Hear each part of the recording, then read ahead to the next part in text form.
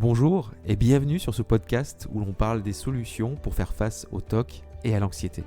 Je suis Antoine Leroc, je suis un ancien grand anxieux et moi aussi j'ai eu de nombreux TOC. Je souhaite partager ici certaines clés que j'aurais aimé connaître plus tôt. Saisissez-vous de celles qui vous conviennent parce que oui, il est possible d'aller mieux.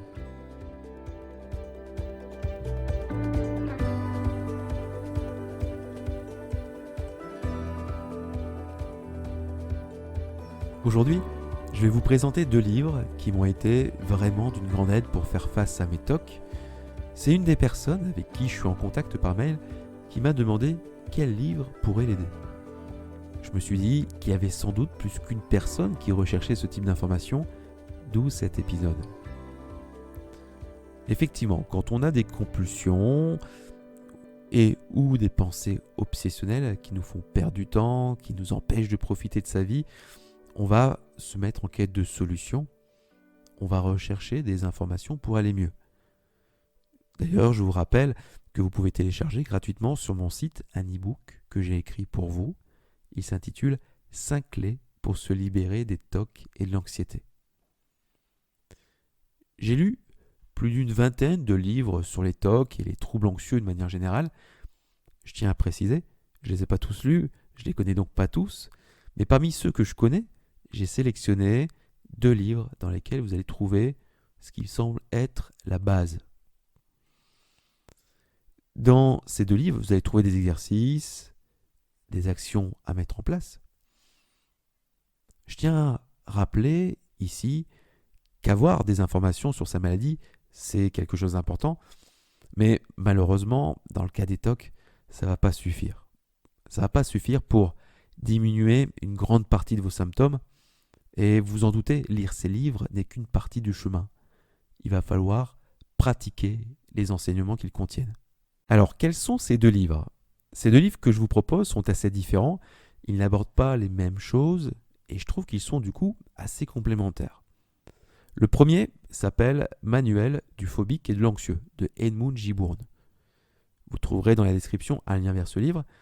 Alors, il a été écrit par un psychothérapeute américain, mais je vous rassure, il a été traduit en français. D'après le titre, vous vous doutez bien qu'il ne parle pas que de TOC. C'est un livre qui reste assez généraliste. Le second livre que je vous présenterai dans quelques minutes traite lui uniquement des TOC. Mais alors pourquoi je vous parle en première intention de ce livre « Manuel du phobique et de l'anxieux » ? Déjà, je pense que si vous avez des TOC, il y a de fortes chances que vous ayez un autre trouble anxieux. De l'anxiété généralisée, des attaques de panique, peut-être même que vous souffrez de phobie sociale. Dans ce livre, vous trouverez des informations pointues sur l'ensemble des troubles anxieux. Je trouve que ce livre est particulièrement complet. On y aborde une approche globale de la guérison. Et alors bien sûr, il y est question de l'aspect émotionnel, l'aspect mental que l'on va trouver dans les troubles anxieux, mais aussi l'aspect comportemental et aussi, ce que je trouve assez original, l'aspect organique.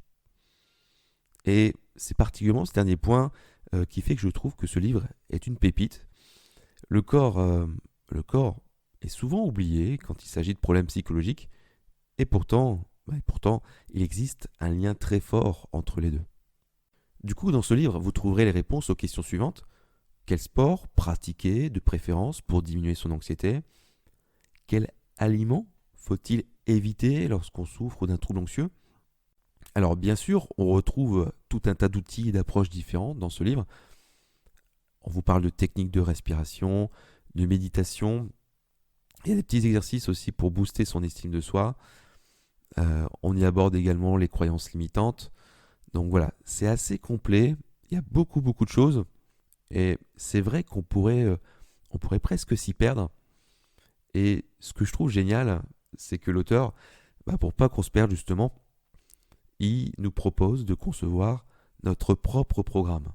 En fonction du trouble anxieux que l'on a, il va vous orienter vers tel ou tel chapitre et donc vers telle ou telle méthode.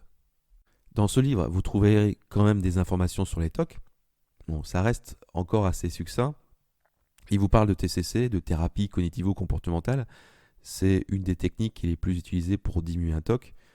Si vous ne connaissez rien à la TCC et au fonctionnement du TOC, je trouve que ce livre reste un bon début pour pouvoir l'appréhender. Pour les personnes qui en savent déjà beaucoup sur le TOC, je propose un second ouvrage qui va parler de tout ça beaucoup plus en profondeur. Il s'agit d'un ouvrage écrit par le docteur Alain Sautreau, dont le titre est Laver, vérifier, compter, mieux vivre avec un TOC. Je trouve que ce livre aborde la problématique du TOC sous tous les angles. Il parle même de phobie d'impulsion. On va trouver 3 parties dans ce livre. La première partie du livre permet de savoir ce qui est de l'ordre du TOC et ce qui ne l'est pas, ce qui est normal et ce qui est plutôt de l'ordre du pathologique. C'est vrai que lorsqu'on n'a pas reçu un vrai diagnostic, c'est pas toujours évident d'identifier précisément de quoi on souffre. Et puis, on va mettre souvent beaucoup de choses derrière le mot TOC. Et ici, tout est remis à plat. Vous apprendrez la différence entre les obsessions et des rituels que tout le monde a, et aussi les obsessions et les rituels qui vont se développer lorsqu'on a un TOC. En plus de tout ça, beaucoup de thématiques de TOC sont abordées. Les TOC concernant la religion, la sexualité, la souillure, la symétrie et j'en passe. L'auteur nous décrit vraiment comment cela peut s'exprimer au quotidien. Alors bien sûr, c'est pas exhaustif, c'est impossible. Les sujets des obsessions peuvent vraiment varier d'une personne à l'autre. Dans la seconde partie, l'auteur nous donne les clés du changement. On y parle des médicaments, de leur efficacité. Alors oui, il ne faut pas oublier que l'auteur est un psychiatre. Ce qui est particulièrement intéressant, c'est jusqu'où l'auteur va pour nous décrire la thérapie d'exposition avec prévention de réponse. Alors, il s'agit, pour ceux qui ne connaissent pas, d'une technique qui est utilisée beaucoup en TCC pour pouvoir traiter le TOC. Vous allez trouver dans ce livre des tableaux et des consignes précises qui vont permettre, je trouve, de commencer à faire le travail en toute autonomie. D'ailleurs, je trouve que dans les livres grand public, donc pas ceux à destination des thérapeutes, c'est l'un de ceux qui va le plus loin dans la description de cette technique. Il y a une remarque de l'auteur particulièrement intéressante. Alors bien sûr, ces exercices comportementaux d'exposition sont très efficaces. Il raconte qu'il a beaucoup de succès avec pour les personnes qui les réalisent.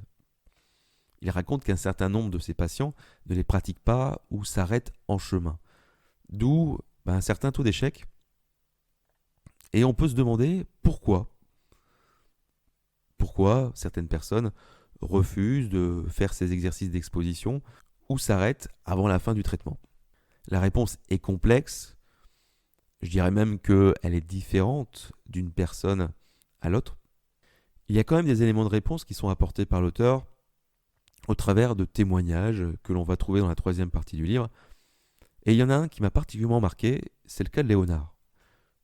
Léonard souffre de nombreux TOC liés au fait qu'il a besoin de toucher ses affaires un nombre pair. Par exemple, lorsqu'il s'assoit sur une chaise, il faut qu'il s'assoie au moins 3 fois sur cette chaise. Cela l'oblige même à devoir faire un nombre de pas impair lorsqu'il se rend quelque part. Et donc vous imaginez, il est en retard quasiment à chaque rendez-vous. Et sa vie est un véritable enfer. Pour se sortir de ces TOC, il a commencé une thérapie d'inspiration psychanalytique. Et malgré ça, ses symptômes ont continué à progresser. Du coup, il en a déduit qu'il ne pouvait pas être guéri par la parole ou grâce à des exercices. Il a donc refusé la TCC que l'auteur lui a proposée. On voit bien ici l'importance des croyances qui peuvent limiter notre progression vers la guérison. Bah oui, après un échec, après avoir discuté avec un thérapeute, il en avait conclu que c'était impossible pour lui de trouver une solution à son problème avec cette stratégie.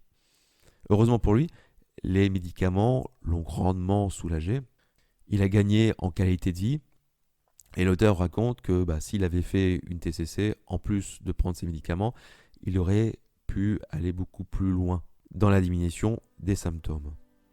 Vous trouverez bien d'autres témoignages dans ce livre. Chacun apporte, je trouve, à son niveau, un éclairage sur le TOC et sa guérison. J'espère que tout ceci vous a donné envie de découvrir ces 2 livres. Je vous rappelle que vous trouverez les références dans la description. Si vous avez aimé cet épisode, n'hésitez pas à liker, à commenter ci-dessous, et même à vous abonner pour ne pas manquer les prochains épisodes, parce que oui, il est possible d'aller mieux.